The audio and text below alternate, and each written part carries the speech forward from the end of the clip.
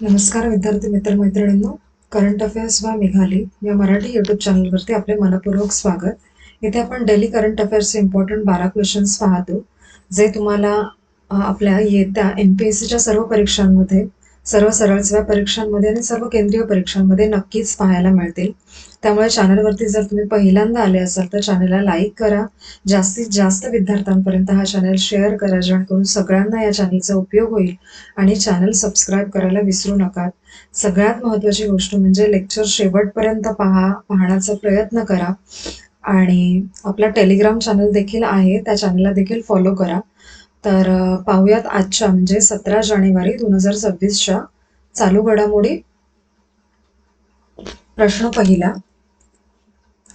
2026च्या भारताच्या 77व्या प्रजासत्ताक दिन सोहळ्यासाठी प्रमुख पाहुणे म्हणून कोणत्या सर्वोच्च नेत्यांना आमंत्रित करण्यात आलेले आहे, असा प्रश्न आहे. तर याचे योग्य उत्तर आहे पर्याय क्रमांक ए, उर्सुला वॉन डेर लेयन आणि अँटोनियो कोस्टा यांना. त्याचे महत्वाचे पॉइंट्स पहा. 77व्या प्रजासत्ताक दिन सोहळ्यासाठी युरोपियन युनियनचे 2 सर्वोच्च नेते प्रमुख पाहुणे असतील. यामध्ये उर्सुला वॉन डेर लेयन या युरोपियन कमिशनच्या अध्यक्ष आहेत आणि अँटोनियो हे युरोपियन काउन्सिलचे अध्यक्ष आहेत, असे त्यांच्या पोस्ट आहेत.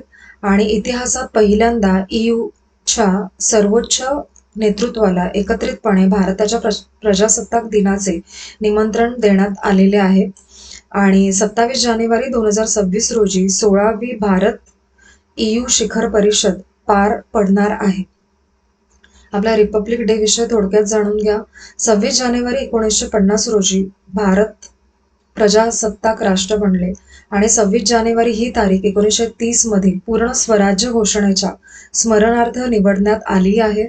आणि प्रजासत्ताक दिनी राष्ट्रपती राष्ट्रीय ध्वज फडकवतात आणि 21 तोफांच्या सलामीने मानवंदना दिली जाते. पुढील प्रश्न दुसरा. ठीक आहे. 19 ते 23 जानेवारी 2026 दरम्यान आयोजित करण्यात आलेले वर्ल्ड इकॉनॉमिक फोरम कुठे पार पडणार आहे? तर याचे योग्य उत्तर आहे पर्याय क्रमांक बी, दावोस स्वित्झर्लंड येथे. याचे महत्वाचे पॉइंट्स पहा. 2026 मध्ये भारतात 6.6% वाढीसह जगातील सर्वात वेगाने वाढणारी मोठी अर्थव्यवस्था ठरणार असल्याचे अधोरेखित करण्यात आले. आणि WEF 2026 मध्ये भारताने व्हिजिबिलिटी ऐवजी ग्लोबल प्रेझेन्स या भूमिकेवरती भर दिला आहे. आणि कृत्रिम बुद्धिमत्तेत AI हाईप ते रिअल व्हॅल्यू या दृष्टिकोनातून भारत जबाबदार नवोन्मेषक म्हणून पुढे आला आहे. आणि महाराष्ट्राचे प्रतिनिधित्व कोण करणार आहेत या परिषदेमध्ये? तर मुख्यमंत्री देवेंद्र फडणवीस.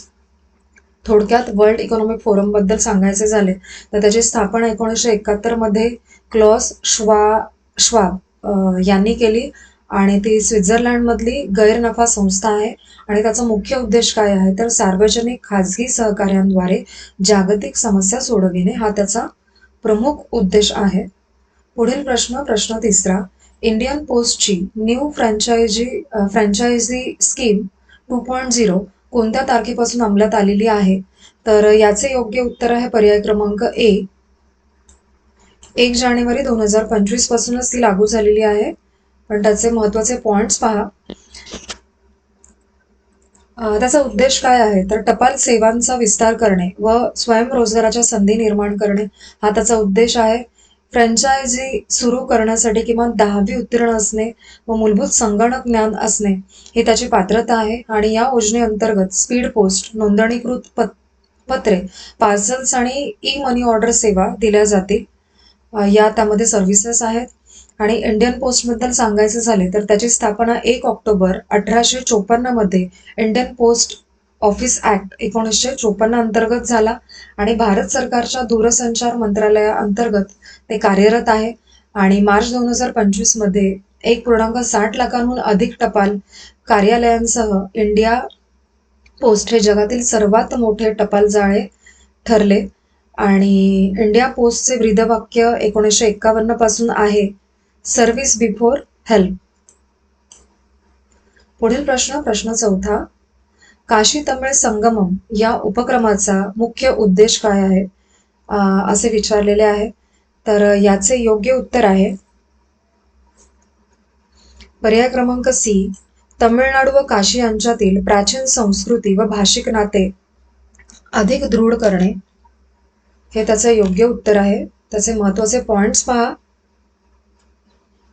काशी तमिळ संगमम 4.0 ही सुरुवात 2 ऑक्टोबर 2025 रोजी झाली असली तरी त्याचे उपक्रम व प्रभाव 2026 पर्यंत सुरू राहणार आहेत. आणि let us learn Tamil Tamil कारकालम ही काशी तमिळ संगमम 4.0 ची मुख्य संकल्पना आहे. आणि काशी तमिळ संगमम 4.0 चा समारोप रामेश्वरम येथे होणार आहे. आणि हा उपक्रम एक भारत श्रेष्ठ भारत या संकल्पनेचा प्रभावी सांस्कृतिक नमुना आहे. पुढील प्रश्न पाचवा. 58व्या वरिष्ठ राष्ट्रीय खो खो अजिंक्यपद स्पर्धेमध्ये पुरुष गटाच्या अंतिम फेरीत कोणते संघ पोहोचले असा प्रश्न आहे. तर याचे योग्य उत्तर आहे पर्याय क्रमांक सी. महाराष्ट्र आणि रेल्वे. महत्वाचे पॉइंट्स पहा. पुरुष गटाच्या दुसऱ्या उपांत्य फेरीमध्ये रेल्वे संघाने ओडिशाचा 25-17 असा पराभव केला. म्हणजे अंतिम फेरीत महाराष्ट्र आणि रेल्वे पोहोचले होते, पण दुसऱ्या उपांत्य फेरीमध्ये ओडिसाचा पराभव केलेला आहे. आणि 58वी वरिष्ठ राष्ट्रीय खो खो अजिंक्यपद स्पर्धा तेलंगणातील हानमकोंडा येथे काझीपेट रेल्वे स्टेडियममध्ये पार पडली. आणि 58व्या वरिष्ठ राष्ट्रीय खो खो अजिंक्यपद स्पर्धेमध्ये महाराष्ट्राचे पुरुष व महिला संघ अंतिम फेरीत पोहोचले होते. ठीक आहे. पुढील प्रश्न सहावा. आर्यन वर्मा यांनी कोणत्या वर्षी भारताचे 92वे बुद्धिबळ ग्रँड मास्टर होण्याचा मान मिळवलेला आहे. तर याचे योग्य उत्तर आहे पर्याय क्रमांक सी. 2026 साली.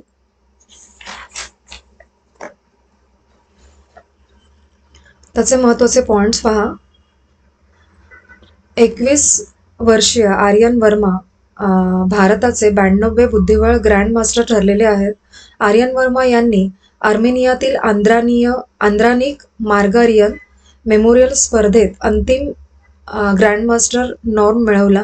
ग्रँडमास्टर पदासाठी 3 GM नॉर्म्स आणि 2500 एलो रेटिंग्स आवश्यक असतात. ठीक आहे. पुढील प्रश्न क्रमांक 7. गुगलने जानेवारी 2026 मध्ये कोणते नवीन ओपन सोर्स भाषांतर मॉडेल सादर केले आहे. तर त्याचं योग्य उत्तर आहे पर्याय क्रमांक सी.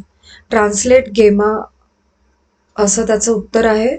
आणि त्याचे महत्वाचे पॉइंट्स पहा. गुगलने ट्रान्सलेट गेमा ही मुक्त स्रोत म्हणजे ओपन सोर्स भाषांतर मॉडेल्सची नवीन मालिका सादर केलेली आहे. ट्रान्सलेट गेमा हे 4B 12B आणि 27B पॅरामीटर आकारात उपलब्ध आहे. आणि ट्रान्सलेट गॅमा एकूण 55 भाषांमध्ये उच्च दर्जाचे भाषांतर करण्यास सक्षम आहे ही प्रणाली. पुढील प्रश्न 8वा. न्यूझीलंडमध्ये सापडलेल्या 300 वर्ष जुना विशाल ब्लॅक कोरल कोणत्या भागात आढळून आला असा प्रश्न आहे.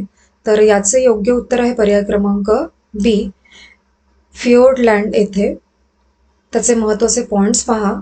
न्यूझीलंडच्या फियोर्डलँड भागामध्ये सुमारे 300 ते 400 वर्षे जुना विशाल ब्लॅक कोरल सापडला आहे. हा ब्लॅक कोरल 13 फूट उंच व सुमारे 15 फूट रुंद असून न्यूझीलंडमधील आतापर्यंतचा सर्वात मोठा ब्लॅक कोरल हा ठरलेला आहे. आणि न्यूझीलंडच्या वाईल्ड लाईफ ॲक्ट अंतर्गत ब्लॅक कोरलला कायदेशीर संरक्षण देण्यात आलेले आहे.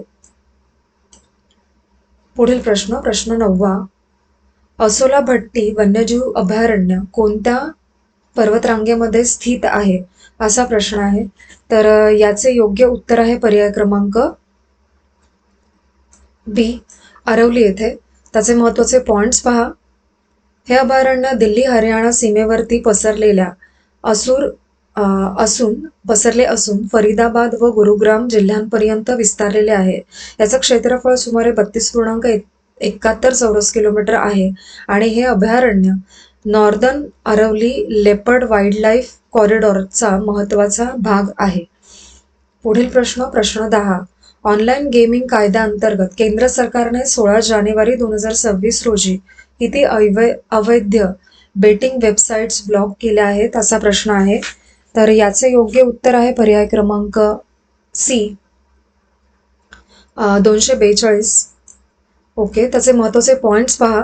ऑनलाईन गेमिंग कायदा 1 ऑक्टोबर 2025 पासून अंमलात आला आहे आणि आत्तापर्यंत 7,800हून अधिक अवैध ऑनलाईन बेटिंग प्लॅटफॉर्म्सवरती बंदी घालण्यात आलेली आहे.